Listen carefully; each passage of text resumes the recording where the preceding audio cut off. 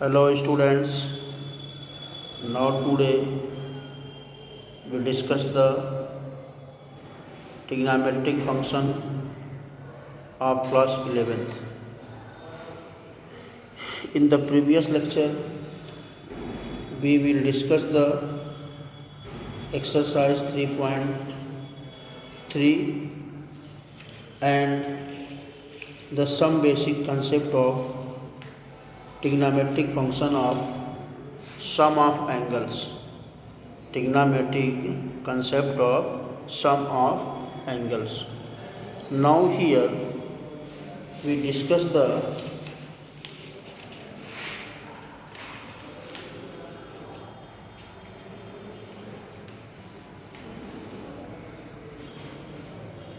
sine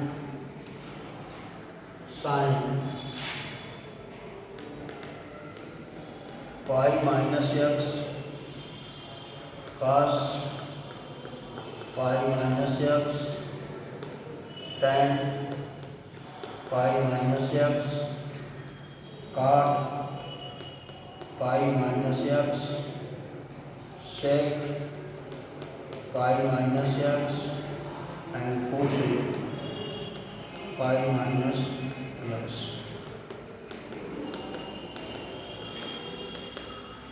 अब यहाँ पर कंडीशन ये है कि ये सारी वैल्यू जो है किस क्वाड्रेंट में लाई करेगी। ये सारी वैल्यू सेकेंड क्वाड्रेंट में लाई करेगी। अगर ये सारी वैल्यू सेकेंड क्वाड्रेंट में लाई करती है, अगर ये सारी वैल्यू सेकेंड क्वाड्रेंट में लाई करती है तो in the second quadrant the convention of sine is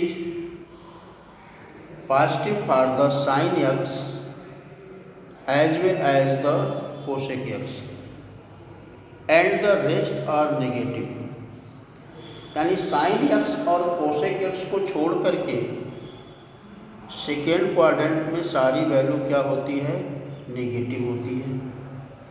तो सबसे पहले तो ये डिसाइड हो जाएगा कि ये साइन एक्स की वैल्यू पॉजिटिव आएगी और ये कोसेक एक्स की वैल्यू पॉजिटिव आएगी और बाकी सारी वैल्यू जो है वो नेगेटिव आएगी।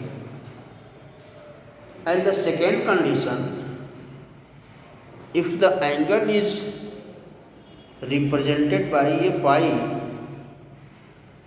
then the sine, cos, tan, cot, sec and cosec does not change due to the basis of 90 degree. यानी 90 डिग्री में जैसे चेंज होता था उस तरह से चेंजिंग नहीं होगी। यहाँ पर केवल साइन का चेंजिंग होगा, बाकी ये ट्रिग्नोमेट्रिक फंक्शन जो है पाई आर 180 डिग्री पर ये बदलते नहीं हैं।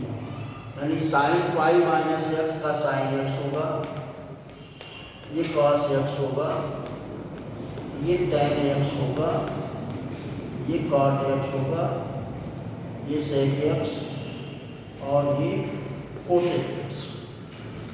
मतलब अगर एंगल 180 डिग्री में दिया हुआ है या एंगल पाई डिग्री में दिया हुआ है तो इसके साइन का इसके ट्रिग्नोमेट्रिक फंक्शन नहीं बदलते हैं, उस ट्रिग्नोमेट्रिक फंक्शन के साथ उनके साइन बदल जाते हैं, उनके चिन्ह बदल जाते हैं।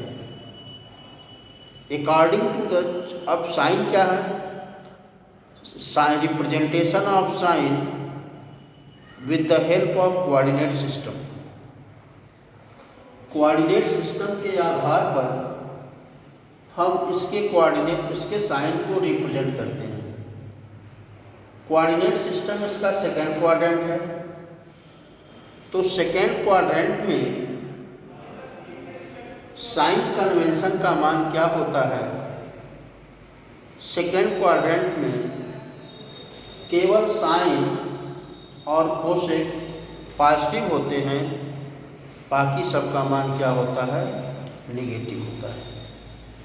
Next as the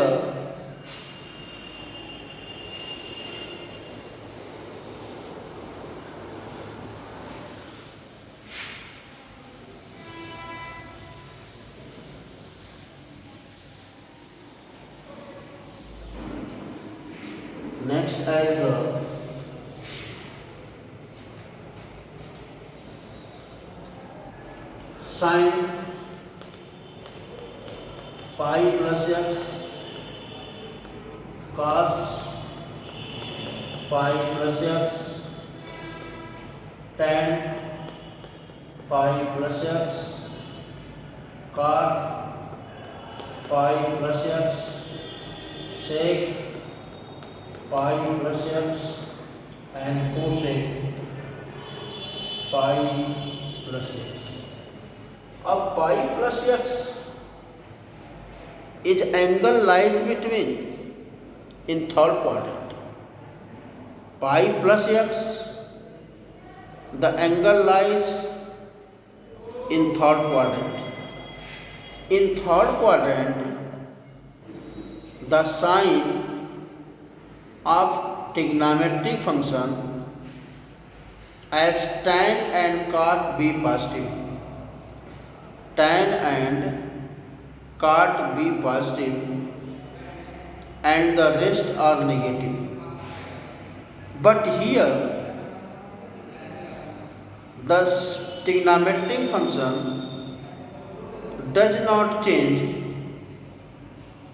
because due to the angle of 180 degree.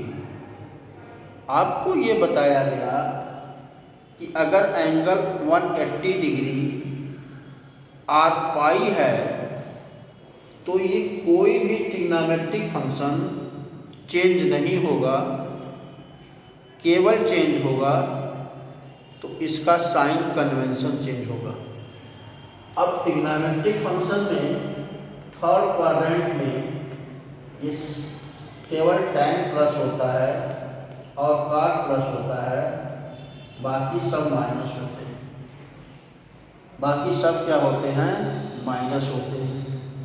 तो यहाँ पर ये साइन आ जाएगा x, ये cos x आ जाएगा, ये tan x आ जाएगा, ये cot x आ जाएगा, ये sec x और ये कोसेक एक्स हो जाएगा। इस तरह से जो है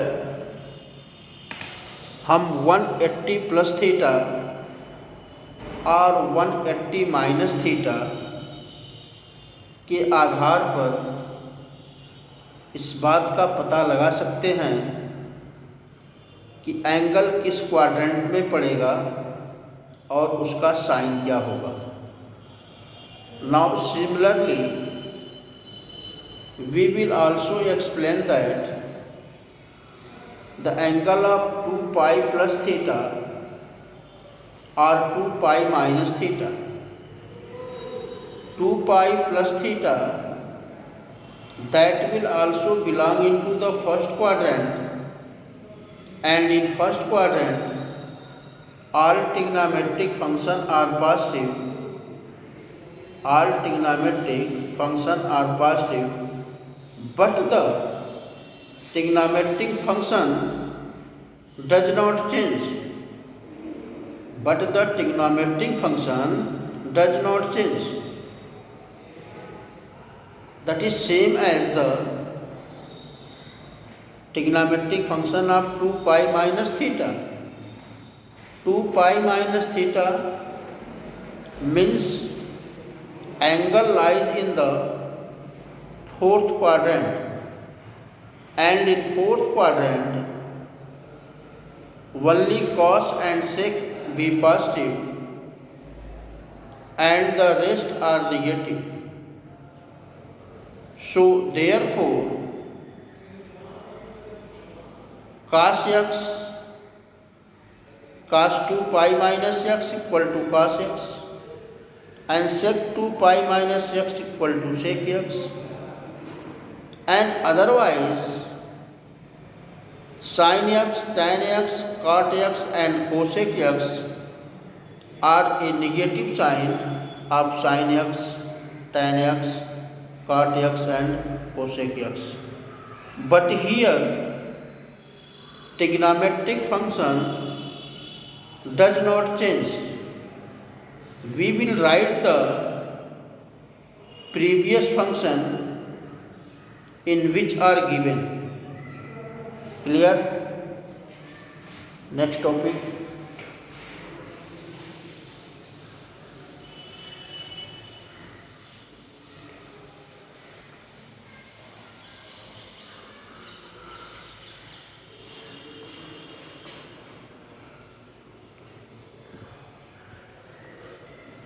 Tan x plus y. Tan x plus y is equal to tan x plus tan y 1 minus tan x tan y. देखो, now we will use this in a formula. हम इसका यूज एक फार्मूले के रूप में कर सकते हैं. इसका यूज हम एक फार्मूले के रूप में कर सकते हैं. So there are so many different formulas are given. Now no need to have the proof of these formulas. जहाँ पर हमें इस फार्मूले के प्रूफ की जरूरत नहीं है.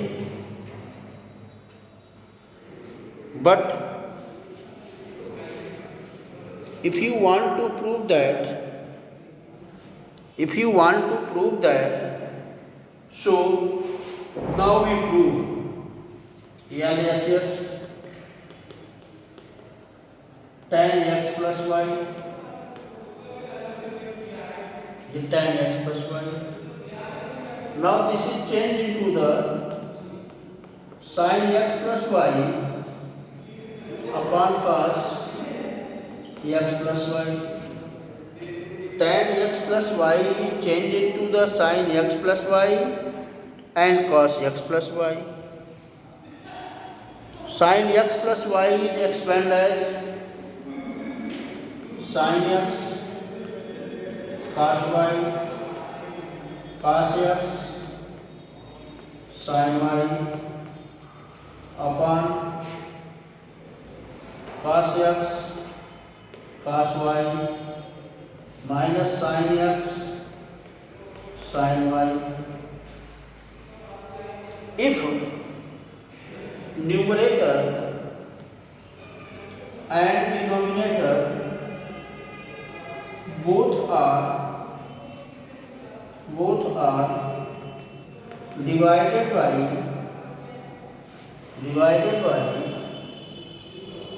cos x cos y cos x cos y. अगर इसके न्यूमरेटर को और डिनोमिनेटर को cos x और cos y से डिवाइड कर दिया जाए तो sin x cos y upon cos x cos y plus cos x sin y upon cos x cos y divided by cos x cos y upon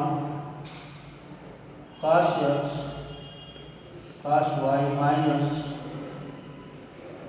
sin x sin y upon cos x cos y. So it can be written as cos y cancel, cos x cancel, cos x cos y cancel, and that's equal to sine upon cos x tan x plus sine y upon cos y tan y upon 1 minus sine x upon cos x sine x upon cos x tan x and sin y upon cos y tan y. So this is the required result. This is the required result of tan x plus y. यहाँ पर tan x plus y का जो required result है वो क्या है, tan x plus tan y upon 1 minus tan x into tan y. Clear है? Okay, thank you, and next formulas भी एक्सप्लेन टुमारो.